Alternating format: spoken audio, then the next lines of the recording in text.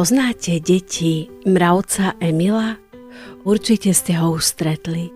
Je to maličký mravček, ako koniec koncov každý mravec, ale tento náš mravec Emil je naozaj výnimočný. Skoro všetko totiž popletie.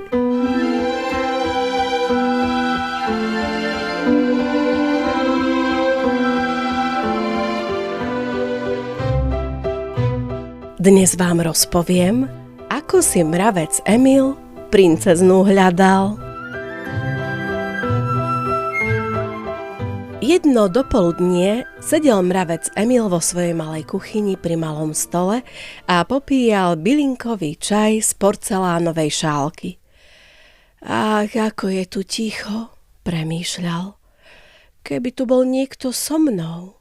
Niekto, kto by mi aj čajík navaril, kto by sa o mňa postaral, keď budem chorý, aj obed by mi uvaril, aj domček by pomohol poupratovať, ale najmä by to mal byť niekto, s kým by som sa mohol porozprávať, posediť na lavičke pred domčekom a pozerať sa, ako slnko zapadá cez teblá trávy. Spomenul si na rozprávku o princovi, ktorý hľadal princeznu. Možno si túto rozprávku aj vy, deti, pamätáte.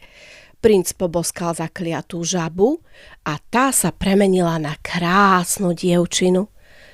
Mravec Emil zrazu vyskočil zo stoličky, ako by doňho udrel blesk.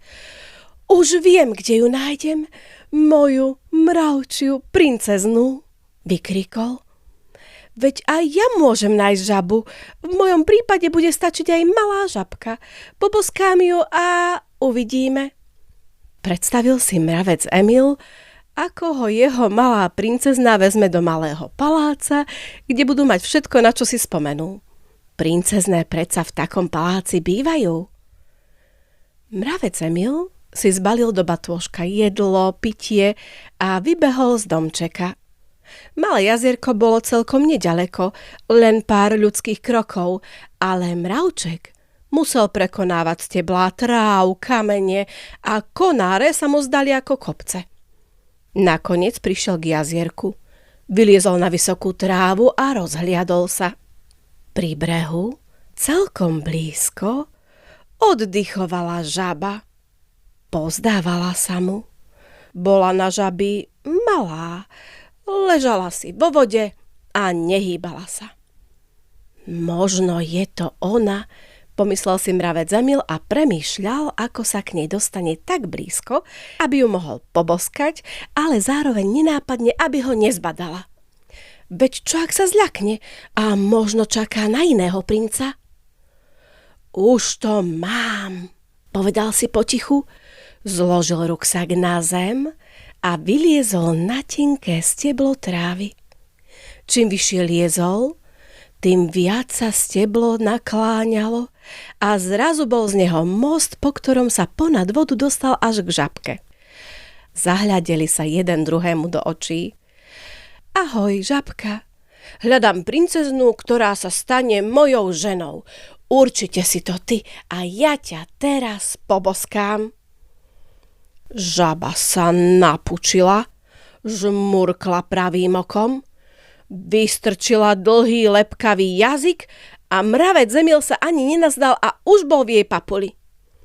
Blé, fuj! Emil začal behať, skákať, prosiť, plakať, ale nič mu nepomáhalo a zdalo sa, že ho žaba čoskoro prehltne. Našťastie bola na blízku vážka. Keď zbadala, čo sa stalo, skríkla od hrôzy a rýchlo letela pohľadať pomoc. Našla Lienku a tá letela pre ďalšie posily. Ježko už bežal k jazeru a keď Zajko počul, čo sa stalo, urobil skok a ešte jeden, ďalší, tretí, 20, až sa odrazil od zeme ako kaskadér, vyskočil do výšky a padal celým telom na žabu. Tá len videla obrovskú príšeru, ktorá sa zväčšuje a zväčšuje a padá na ňu rovno z neba.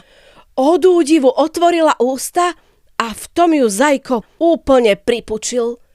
Žabe až zabehlo a silno sa rozkašľala a tak vyplula mravca Emila, ktorý celý zaslintaný dopadol až na zem. Kamaráti ho rýchlo poutierali, dali na nosidlá a odniesli domov. Lienka si opásala brúško zásterkou a dala piecť koláč. Zajko napustil vaňu a vložil Emila do teplého kúpeľa, potom ho zakryl v jeho postielke teplou perinou, aby sa zohrial. Ježko zatiaľ upratal kuchyňu a kým sa koláč piekol, zbehol k jazeru a doniesol Emilov ruksak. Keď sa Emil ako tak upokojil, umyl, usušil, všetci si spolu sadli do záhradných kresiel na terase, pozvali aj novú kamarátku Vášku a potom sa už len napchávali lahodným koláčom a smiali sa na žabe, ktorá sa premenila na placku. Veď sa aj hovorí, keď niekto spadne na zem celým telom, že sa rozpleští ako žaba. Aj Emil sa smial a pozoroval, ako sa slnečko kotúľa po steblách trávy nižšie a nižšie, až úplne zapadlo. Keď sa lúčili, už bola skoro tma. Mravec Emil vošiel do svojho domčeka, zažal lampu, sadol si na postielku a zrazu pocítil, že hoci v domčeku je sám, nie je osamelý. Má predsa dobrých kamarátov, ktorí mu aj dnes pomohli. A zajtra napečie aj on koláč a navštívi každého z nich, rozhodol sa. A kto vie, možno raz stretne aj mravčiu dievčinu, ktorú bude mať rád. A nemusí to byť princezná.